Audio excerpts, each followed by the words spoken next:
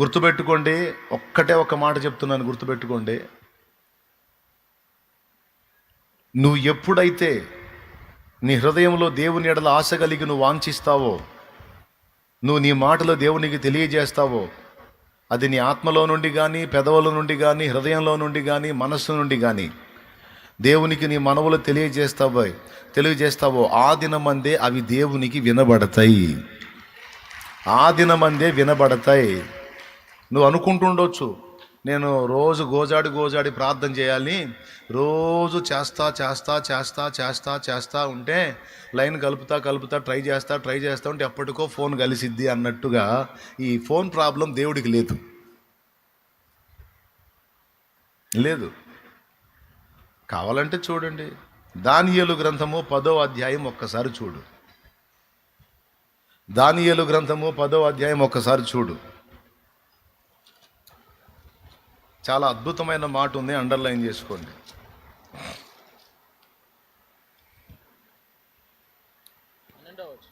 పన్నెండవ వచనం 4వ లైన్ చదువు నాయన.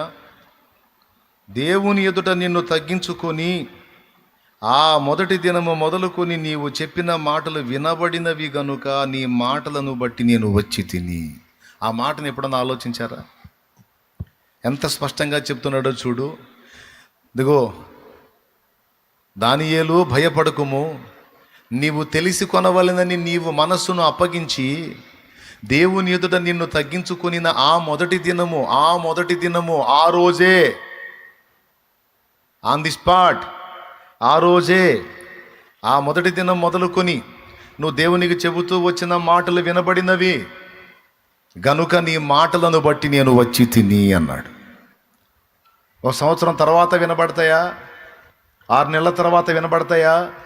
రోజు అడుగుతా ఉంటే ఎప్పుడోసారి వినపడతాయా అని చెప్పాలి. అక్కడ నువ్వు ఎప్పుడైతే నీ మనస్సుని దేవునికి అప్పగించి నిన్ను నువ్వు తగ్గించుకొని నీ మాటలను తెలియజేశావో దేవునికి, ఆ రోజే దేవుని దగ్గరికి వెళ్ళిపోయినాయి. ఆ రోజు నుంచి ఈ రోజు దాకా నువ్వు మాట్లాడే మాటలు అన్నీ అక్కడ వినబడతానే ఉన్నాయి. అక్కడ రిపేర్లు ఏం లేవండి. ఇక్కడ నువ్వు పెట్టిన మొర్ర, నువ్వు మూలుగులతో మొర్ర పెట్టినా అక్కడికి వెళ్ళిద్ది, నువ్వు ఆత్మలో మొర్ర పెట్టినా అక్కడికి వెళ్ళిద్ది, నువ్వు పరుండి ధ్యానించినా అక్కడికి వెళ్ళిపోద్ది, నువ్వు ఎలుగెత్తి స్తుతించినా అక్కడికి వెళ్ళిద్ది, నువ్వు మాటలతో మొర్ర పెట్టినా తక్షణమే అక్కడికి వెళ్ళిద్ది. ఇది నేను చెప్పానా? ఉందా? దేవునికి స్తోత్రం కలుగును గాక. హల్లెలూయా. కాబట్టి నీవు అడిగినవి అక్కడ వినబడినవి. ఓకే, నువ్వు అడిగావు, వినబడ్డాయి. కానీ నీకు జవాబు రావడానికి కొన్ని కారణాలను బట్టి ఆలస్యం కావచ్చు, కొన్ని వెనువెంటనే జరుగుతాయి, కొన్ని కారణాలను బట్టి ఆలస్యం అవుతాయి. ఉదాహరణకి నువ్వు ఒక వస్తువు అడిగావు, నువ్వు అడిగిన వేళనే, అడిగినప్పుడే దేవుడు ఆమెన్ అంటాడు. అది నీ క్షేమకరమైందై, నీకు ఆశీర్వాదకరమైందై, శుభప్రదమైందై, నీకు దీవెనకరమైతే నా తండ్రి, మనమంటే పిచ్చి ప్రేమ కదా, పిచ్చి ప్రేమ మనమంటే, ఆమెన్ అంటాడు, అగునుగాక అంటాడు. అన్న వెంటనే జవాబు ప్రారంభమైద్ది. అర్థమైందా? దీన్ని ఈజీగా మీకు అర్థం అవడానికి చెప్పాలంటే, నా పెద్దోడు ఒకసారి సైకిల్ అడిగాడు.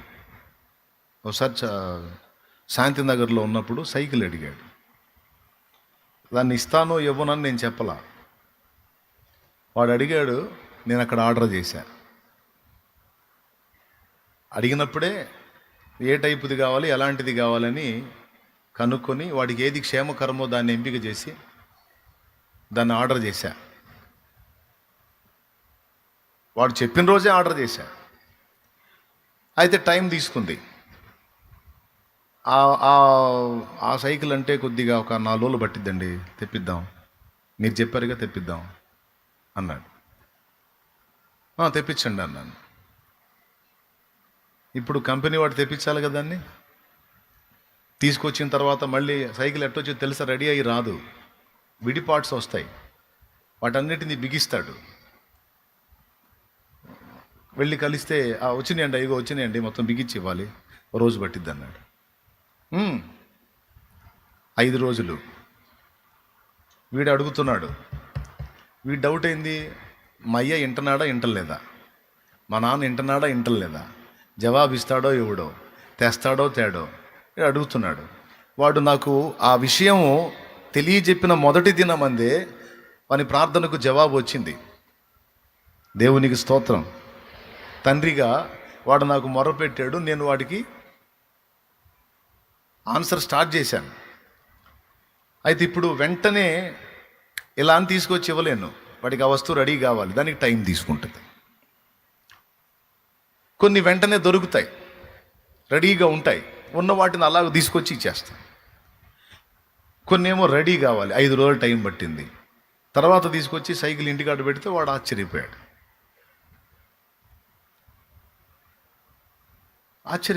వచ్చింది జవాబు. అంటే దీన్ని మీరు ఎలా అర్థం చేసుకుంటారంటే, దేవునికి మనం మొర్ర పెట్టినప్పుడే, ఆయన చెవిటోడు కాదు, నువ్వు అయ్యా తండ్రి అని ఇక్కడ కన్నీరు గార్చి మొర్ర పెట్టినప్పుడే అక్కడికి వెళ్ళిపోతాయి. ఇప్పుడు ఇంకొకటి జోడించమని చెప్తున్నాను నేను, జస్ట్ మొర్ర పెట్టి వదిలేయొద్దు, నా మనవి విన్నందుకు నీకు కృతజ్ఞతలు, థ్యాంక్స్ తండ్రి, నీకు థ్యాంక్స్. ఎందుకంటే వింటాడు, జవాబు ఖచ్చితంగా ఇస్తాడు కాబట్టి ఆ నమ్మకం నీకుంటే ముందే థ్యాంక్స్ చెప్పేయమంటున్నాడు. చేసి చూపించారు వాళ్ళు, రిజల్ట్ కూడా చూపించారు. అయిన తర్వాత కాదు, నేను నీకు చెప్పా కదా, నీ దగ్గర వినపడింది కదా, ఆ మనవి విన్నందుకు నీకు స్తోత్రం. నువ్వు ఇప్పుడు ఇస్తావా, వారానికి ఇస్తావా, 10 రోజులకి ఇస్తావా అన్నది కాదు, నువ్వు ఇచ్చేది ఖాయం. నా ప్రార్థన నువ్వు విన్నది ఖాయం, నాకు నిశ్చయముగా జవాబు ఇచ్చుట ఖాయం. అది ఇచ్చినందుకు నీకు స్తోత్రం. స్తోత్రం అని మనం దేవుణ్ణి మహిమపరచుట, విశ్వాసాన్ని వ్యక్తపరచుట. ఈ 3 కాదు, బోలెడన్ని నిరూపణలు ఉన్నాయి బైబిల్లో. 3 చూపించాను. మొట్టమొదట యేసు ప్రభు, రెండవది పౌలు శీలలు, మూడవది యెహోషాపాతు. ఇక్కడైతే యుద్ధంలో జయం వచ్చినాక మ్యూజిక్ వాళ్ళు ఎదురెళ్ళి వాళ్ళని తీసుకొస్తారు, ఆహ్వానించుకుంటా, గణపరుచుకుంటా దేవుణ్ణి జయం ఇచ్చినందుకు. కానీ ఇక్కడ యుద్ధానికి పోయేటప్పుడే గాయకుల్ని, వాయిద్యగాండ్రను ముందు పెట్టుకొని వెనక ఆయుధధారులను పెట్టుకొని పోయాడు ఆయన. పోతే యుద్ధం జరగల. అసలు యెహోవా శత్రువుల మీద మాటుగాండ్రను పెట్టాడు గనుక వాళ్ళు హతులైపోయారు. ఇక వీళ్ళ పని ఏందిరా బాబు అంటే, కాలిపోయి వాళ్ళని దోచుకొని రావటమే. ఇప్పుడు ఇలాంటి ప్రయత్నాలు చూసే వాళ్ళకి వెర్రితనంగా అనిపిస్తాయి, అనిపించవా? విశ్వాసంతో కొన్నిసార్లు మనం చేసే ప్రయత్నాలు, మాట్లాడే మాటలు, వేసే అడుగులు కొంతమందికి వెర్రితనంగా అనిపిస్తాయి. వాళ్ళు పిచ్చి అనుకుంటారు, వీళ్ళు పిచ్చి అనుకుంటారని నువ్వు పిచ్చోడి కావద్దు. నువ్వు విశ్వాసివి, నువ్వు దేవుని యందలి విశ్వాసం ఉంచిన వాడి, నువ్వు దేవుని నమ్ముతున్న వాడివి కాబట్టి ఎవడు ఏమనుకున్నా నాకు అనవసరం, నేనైతే నా దేవునిని స్తుతిస్తాను. 4వ నిరూపణ మీకు బైబిల్లో, ఎరికో గోడలు కూలిపోయిన తర్వాత వాళ్ళు స్తుతించారా, స్తుతించిన తర్వాత కూలినియా? అయిపోయింది. ఏవో ఇవన్నీ మీకు తెలియనివా? ఇవన్నీ మీకు తెలియనివా? స్తుతించక ముందు అవి కూలలేదు, స్తుతించిన తరువాత అవి కూలినాయి. స్తుతి ముందు, అవరోధాలు తొలగుట అనేది తర్వాత. అందుకే దీన్ని బట్టి మనకు గ్రహించాల్సింది ఏంటంటే, కార్యం జరిగినప్పుడు కాదు, కార్యము జరగక మునిపే మన విశ్వాసాన్ని ప్రదర్శించాలి. నా భర్త త్రాగుబోతుగా ఉన్నాడు ప్రభువా, అతన్ని దర్శించి మార్చయ్యా అంటాం వేరు. రోజు మోకాళ్ళుని నీవు అతన్ని దర్శించి అతనితో మాట్లాడి అతన్ని మార్చినందుకు నీకు స్తోత్రాలు, స్తోత్రాలు, స్తోత్రాలు, స్తోత్రాలు, స్తోత్రాలు, స్తోత్రాలు, స్తోత్రాలు, స్తోత్రాలు, స్తోత్రాలు, స్తోత్రాలు, స్తోత్రాలు, రోజు స్తుతించటం వేరు. నా కుమారుడు త్రాగుబోతుగా ఉన్నాడు ప్రభువా, వాడు చెడిపోయిన కార్యాలు చేస్తూ ఉన్నాడు ప్రభువా, శాపగ్రస్తుడిగా ఉన్నాడు. నీవు వాడిని దర్శించి వాడితో మాట్లాడి వాని జీవితాన్ని మార్చి అనేకులకు ఆదర్శప్రాయంగా వాడిని నువ్వు చేసి నిలబెట్టినందుకై స్తోత్రాలు స్తోత్రాలు స్తోత్రాలు స్తోత్రాలు. ఇకదే పని రోజు వాడిని నీ కొరకు ఒక సాక్షిగా చేసుకున్నందుకు స్తోత్రాలు స్తోత్రాలు స్తోత్రాలు స్తోత్రాలు స్తోత్రాలు స్తోత్రాలే. ఇక స్తుతే. నమ్మకపోతేనేమో మొర్ర, నమ్మితేనేమో ఇక మొర్ర కొంతవరకే ఉంటుంది, తర్వాత ఇక స్తుతి స్టార్ట్ అయింది. నా కుమార్తె నా ప్రభువా ఇదిగో ఇలాంటి పరిస్థితుల్లో ఉంది, ఆమెను దర్శించి నీవు రక్షిస్తున్నందుకై స్తోత్రములు స్తోత్రములు, ఆమెతో మాట్లాడినందుకై వందనాలు, ఆమె జీవితాన్ని మార్చినందుకై స్తోత్రాలు స్తోత్రాలు స్తోత్రాలు. నా కుమార్తె అత్త ఇంటి వారు ఆమెను శోధిస్తూ ఉన్నారు, భర్త వేధిస్తూ ఉన్నాడు, నీ యందు విశ్వాసం ఉంచినందుకు ఆ బిడ్డని టార్చర్ చేస్తూ ఉన్నారు ప్రభువా.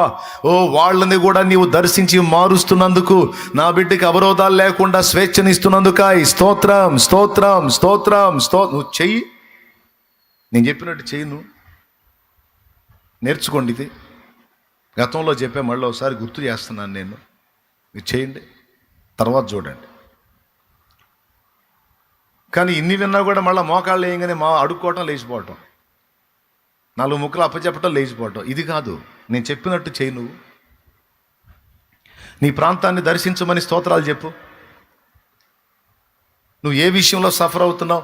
ఇదిగో నా కుటుంబ సభ్యులు ఇదిగో మరణ పడక మీద పడి ఉన్నారు ప్రభువా, నా బిడ్డని నీవు లేపినందుకై స్తోత్రం స్తోత్రం, స్వస్థపరిచినందుకై స్తోత్రం స్తోత్రం స్తోత్రం, బ్రతికించినందుకై స్తోత్రం స్తోత్రం, బాగు చేసినందుకై స్తోత్రం స్తోత్రం, సాక్షిగా నీ మందిరావరణలో నిలబెట్టి సాక్ష్యం ఇప్పించుకుంటున్నందుకై స్తోత్రం స్తోత్రం స్తోత్రం స్తోత్రం స్తోత్రం. ఎలుగైతే స్తోత్రాలు చెప్తాం రోజు. నీ విశ్వాసాన్ని బట్టి దేవుడు కదులుతాడు. అక్కడ నీ ఇంటి మొత్తం మొర్ర పెట్టాల్సిన అవసరంలా. అదే ఈరోజు నేను చెప్పాలనుకున్నా. దేవుడు ఈ మాటల్లోంచి మనల్ని దర్శించునుగాక, పరిశుద్ధాత్మస్వరం మనకు వినిపించునుగాక, అడ్డగించు దురాత్మలను యేసు నామములో బంధించి దూరపరచునుగాక, ప్రభు తన స్వరమును మనకు వినిపించుగాక. నీ ఇంటి మొత్తం చేయాల్సిన అవసరంలా.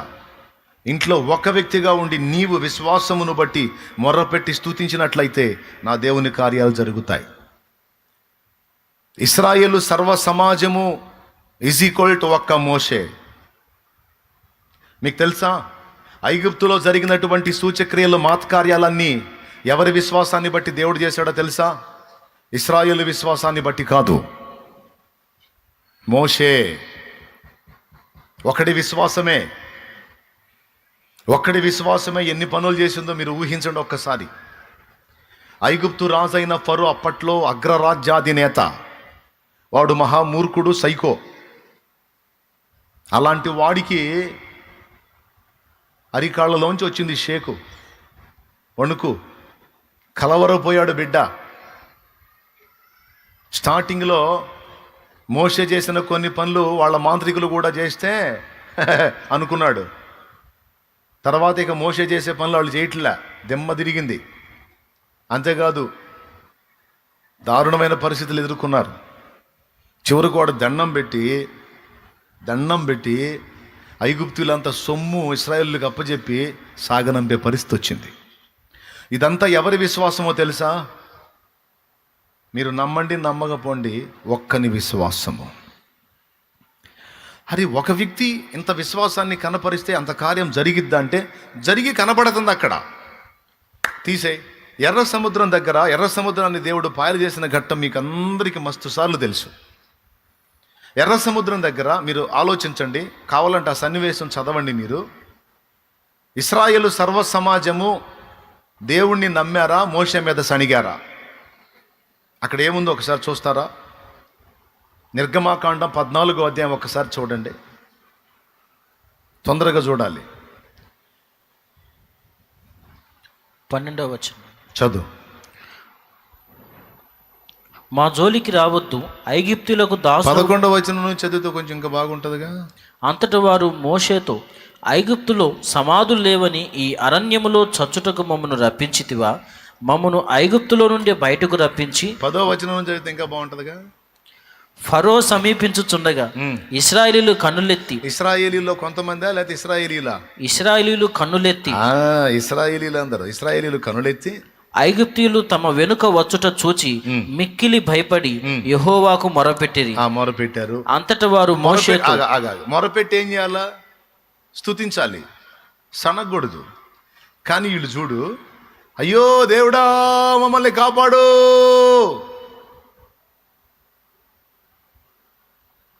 అన్నారు అని తిరిగారు మోషే వైపు. తిరిగి చూడిక ఏం మాట్లాడుతున్నారు. అంతట వారు మోషేతో, ఐగుప్తులో సమాధులు లేవని ఈ అరణ్యములో చచ్చుటకు మమ్మను రప్పించితివా? అంటే ఏమి నమ్ముతున్నారు? దేవుణ్ణి ఏమో కాపాడమని అడుగుతున్నారు. వాళ్ళు ఏమి నమ్ముతున్నారు? ఐగుప్తులో బూడిసిపెట్టని సమాధులు లేవు కాబట్టి సముద్రం ఒడ్డునైతే ఎంతమంది నేను బూడిసిపెట్టవచ్చు అని తెచ్చావా? చదువు. మమ్మను ఐగుప్తుల నుండి బయటకు రప్పించి మమ్మను ఇట్లు చేయనేలా? మా జోలికి రావద్దు, ఐగుప్తీయులకు దాసులు మగుదుమని ఐగుప్తులో మేము నీతో చెప్పిన మాట ఇదే కదా. అద్దుగో చూడండి, మా జోలికి రావద్దు, మేము వెనక్కిపోతాం. మొర్ర ఏం పెట్టారు? యెహోవాకు మొర్ర పెట్టిరని ఉంది. ఏమని మొర్ర పెట్టారు? దేవుడా మమ్మల్ని రక్షించు, అయిపోయాం అని మొర్ర పెట్టారు. మొర్ర ఒక రకంగా ఉంది, వాళ్ళ విశ్వాసం ఒక రకంగా ఉంది. విశ్వాసం ఏమంటుంది? ఎందుకు తీసుకొచ్చావు మమ్మల్ని ఇక్కడికి? మా జోలికి రావద్దు, ఐగుప్తీయులకు మేము దాసులం అవుతాం, మమ్మల్ని చంపడానికి తెచ్చావు నువ్వు. ఈ అరణ్యమందు చచ్చుట కంటే ఐగుప్తీయులకు దాసులమగుటయ్యే మేలని చెప్పిరి. ఒక్కడన్నా ముందుకు వచ్చారా? నోరు మేండి పనికిమాలినోళ్ళారా, అన్ని అద్భుతాలు చేసి ఐగుప్తులో జయిష్ఠులను హతం చేసి ఇన్ని సూచక్రియలు మహత్కార్యాలు చేసి దేవుడు మనల్ని తీసుకొస్తే ఇన్ని చేసిన వాడికి ముందు చేయడా? ఏం మాట్లాడుతున్నారా మీరు? పిచ్చి మాటలు మాట్లాడి నోరు మూయండి అని ఒకడన్నాడా?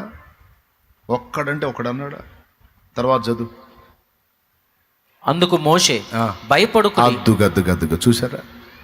అప్పటికి మోషే నోరు తెరుస్తున్నాడు. అందుకు మోషే అంటున్నాడు, భయపడకుడి, యెహోవా మీకు నేడు కలుగజేయు రక్షణను మీరు ఊరక నిలుచుండి చూడుడి. మీరు నేడు చూచిన ఐగుప్తీయులను ఇక మీదట మరి ఎన్నడూనూ చూడరు. అసలు ఈ సంగతి మోషేకి ఎట్ట తెలుసండి? నేను వాళ్ళ ఎర్ర సముద్రంలో నాశనం చేస్తానని దేవుడు చెప్పాడా? ఎక్కడన్నా ఉందా చూడండి, ముందు ఏమైనా తగిలిద్ది చూడండి. మోషేతో ఏమన్నా అన్నాడా? నువ్వు సముద్ర మార్గంలో వాళ్ళని నడిపించు ఏమని చెప్పాడు మోషేతో? ఆ మాట కూడా చూడొచ్చు మనం. 15వ వచనం కాదు రోయ్ అబ్బాయి, నిర్గమాకాండం 13వ అధ్యాయము 17వ వచనం చూడండి.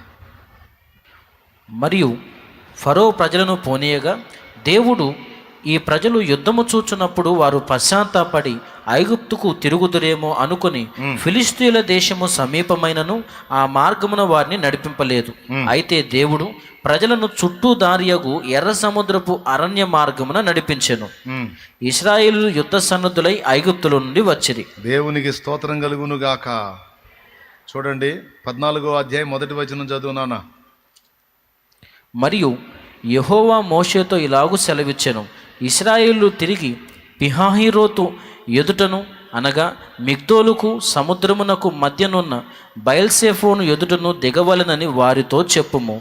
దాని ఎదుట సముద్రమునొద్ద వారు దిగవలెను. ఫరో ఇశ్రాయేలును గూర్చి, వారు ఈ దేశములో చిక్కుబడి ఉన్నారు, అరణ్యము వారిని మూసివేసి. ఒక్క నిమిషం 4వ వచనంలో అన్నాడు, అయితే నేను ఫరో హృదయమును కఠినపరచేదను, అతడు వారిని తరుమగా నేను ఫరో వలనను అతని సమస్త సేనల వలనను మహిమ తెచ్చుకొందును. దేవునికి స్తోత్రం కలుగును గాక. హల్లెలూయా. ప్రియులారా, నేను వాళ్ళని సముద్రంలో ముంచుతానని కానీ వాళ్ళని చంపేస్తానని కానీ వాళ్ళని అట్ట చేస్తానని కానీ ఫరో వలనను అతని సేనన వలనను నాకు మహిమ తెచ్చుకుంటాను, నువ్వు వాళ్ళని సముద్ర పొడ్డున దించవయా అన్నాడు. ఏం జరిగిద్దో మోషే కూడా తెలియదు, క్లారిటీ లేదు మ్యాటర్. అయితే ఒకటి జరిగింది, ఏదో కార్యం మాత్రం చేయబోతున్నాడు అన్న విషయం మాత్రం మోషేకి గ్రహింపు ఉంది, కానీ మ్యాటర్ స్పష్టత లేదు. కానీ ఇశ్రాయేలు సర్వ సమాజం ఎలుగెత్తి మోషేని తిడతంటే మోషే పలికిన మాట చూసారా? భయపడకండి, యెహోవా నేడు మీకు కలుగజేయు రక్షణను మీరు ఊరక నిలుచుండి చూడండి.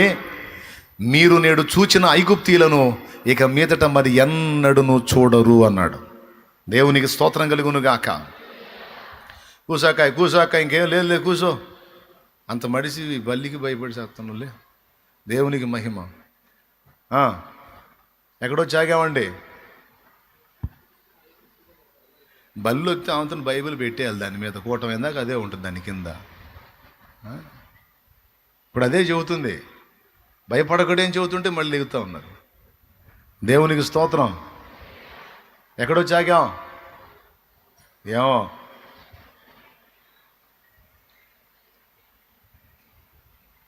భయపడొద్దు, ఈరోజు మీరు చూస్తున్న ఐగుప్తుల్ని ఇక చూడరు అన్నాడు. ఈరోజు నిన్ను తరుముతున్న శత్రువులు ఎవరో, నిన్ను శోధిస్తున్న పరిస్థితులు ఏమిటో, నిన్ను ఈ ఇబ్బంది పెడుతున్నటువంటి సమస్యలు ఏమిటో నా దేవుడు మాట్లాడుతున్నాడు. ఇప్పటి వరకు నీవు అనుభవించిన ఈ పరిస్థితులను ఇక మీదట నువ్వు చూడవు.